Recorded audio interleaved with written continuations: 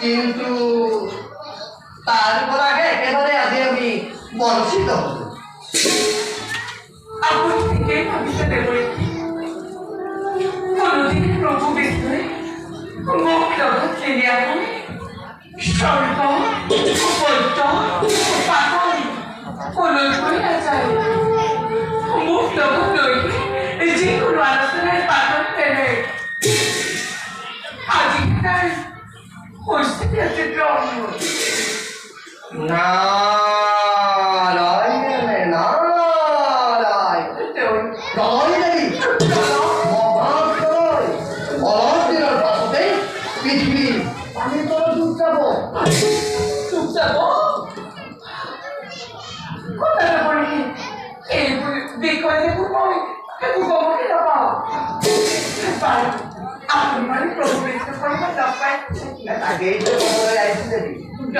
বলছিল ওই কইলা তার দেখিল ব্রহ্মা বিষ্ণু আর মহেশ্বর তিনিও ভূত আশীর্বাদ মগ্ন আর তার কি দেখতে জানা দেবী ব্রহ্মার কন্যা সরস্বতী রুদ্র ভাজ্যা পার্বতী এই আলোচনা ভাগ দেবী তোমাকে তার না দেখি একেবারে অস্থির হয়ে পড়বে আর কি জানা দেবী মহাপ্রলয় আগ মুহূর্তে কোনে কি দায়িত্ব লব তার ভাগ্যচনা করি শেষেই পড়িবে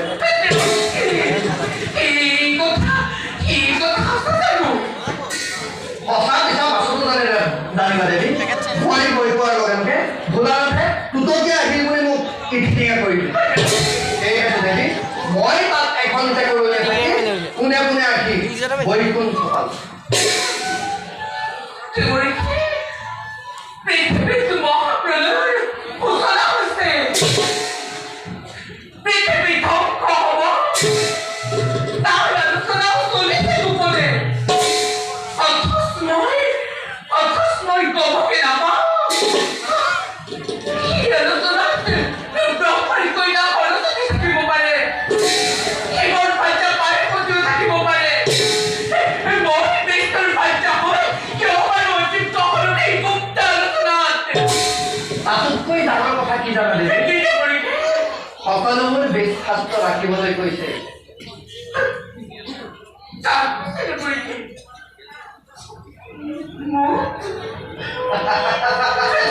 ব্ৰহ্মাৰ কন্যা সৰস্বতী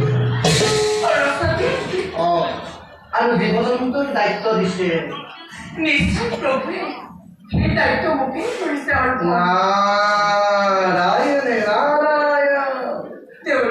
জীৱ-জন্তুৰ দায়িত্ব দিছে ৰুদ্ৰ ভাজ্যা পাৰ্বতী মনত যে কি আনন্দ দেবী তুমিও আলোচনাত থকা হেঁতেন তুমিও সেই আলোচনাত থকা হেঁতেন সকলোবোৰৰ আনন্দ হ'ব পাৰিলা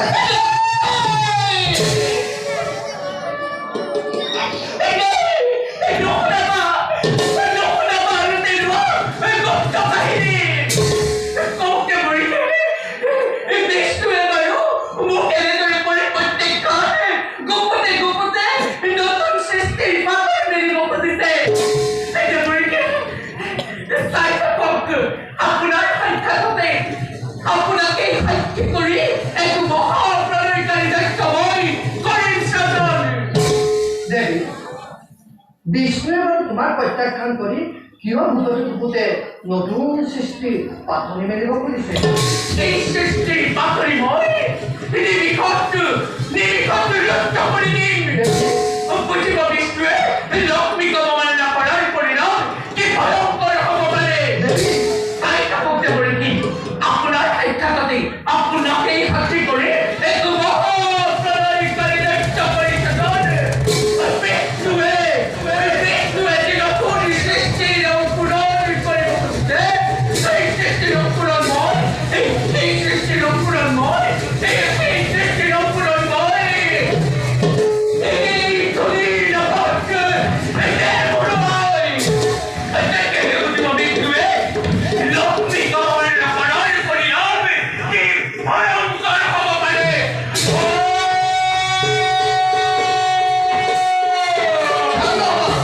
শান্ত হোৱা দেৱী, এনে নিদাৰুণ প্ৰতিজ্ঞা কৰিবা বুলি মই কেতিয়াও ভবা নাছিলো।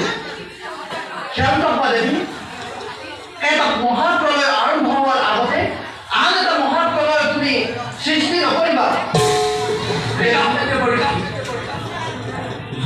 মই এতিয়া যাওঁ দেৱী, কিন্তু যোৱাৰ আগতে এটা কথা কৈ যাওঁ, এটা মহাপ্ৰলয় আৰম্ভ হোৱাৰ আগতে তুমি আৰু আন এটা মহাপ্ৰলয় সৃষ্টি নকৰিবা দেৱী। তুমি আৰু মই তলৈ ঘৰি কৰিম দেৱী। তুমি আৰু মই তলৈ ঘৰি কৰিম দেৱী। অ দেৱী, তুমি আৰু মই তলৈ ঘৰি কৰিম।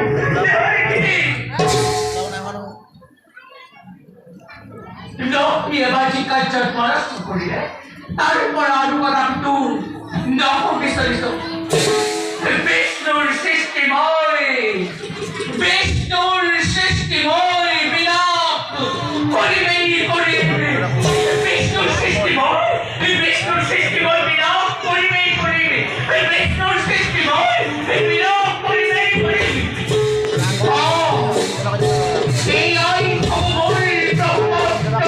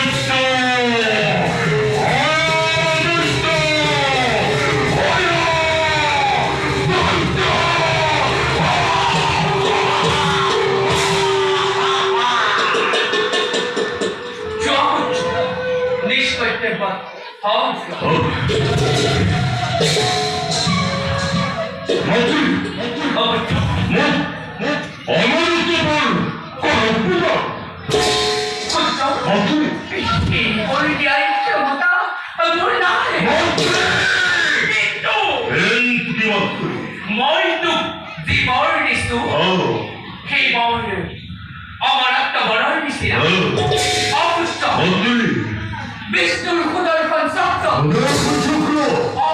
বিষ্ণুৰ ক্ষুদৰ্পণ চক্ৰ আৰু মহাদেৱৰ ত্ৰিশূলেও তোৰ একো অনিষ্ট কৰিব নোৱাৰে আৰু এই পৃথিৱীত কোনো এজন বীৰ নাই যিয়ে তোৰ অনিষ্ট সাধন কৰিব লাগে এতিয়া যা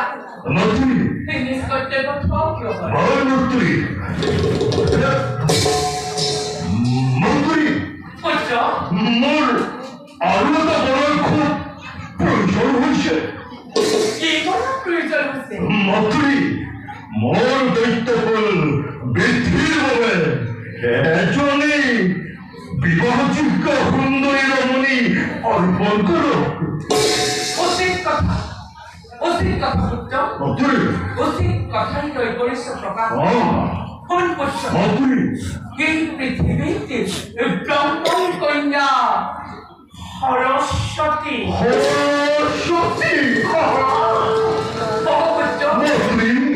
ব্ৰহ্মৰ কন্যা সৰস্বতীৰ সমান এই জ্ঞানী বাণী আৰু ৰূপৱতী নাৰী অন্য কোনোৱেই নাই সেইবাবে পুত্ৰ সেইবাবে তই চলে হবে কিংবা কৌশলে সরস্বতী বিবাহ